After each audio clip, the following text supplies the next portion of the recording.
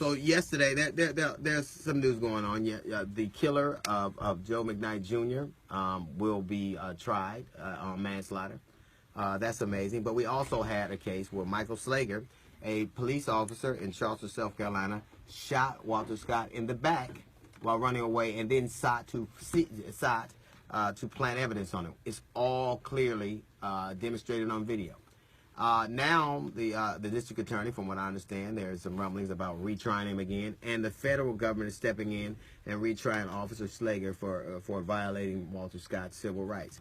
The whole reason that the civil rights exist, the ability for the federal government to seek redress at the federal level, is because for decades, white juries, predominantly in the South, in the rural areas, in the South and rural areas of this country, would have clear evidence of something happened to black people or people who are others, and would do nothing about it.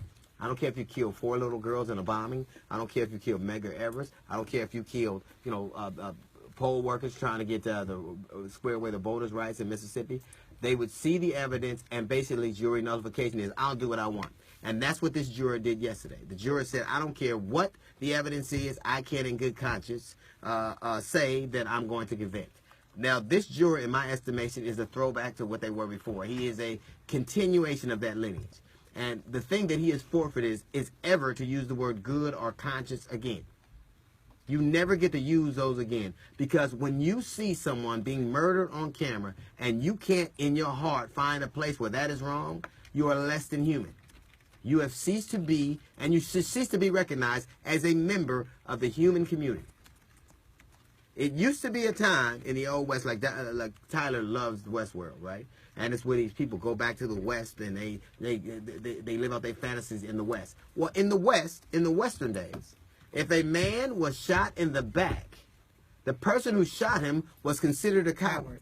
They called it a yellow belly sapsucker. And that coward was hung by the sheriff. They would drag that man out. It was like being a nigga for everybody.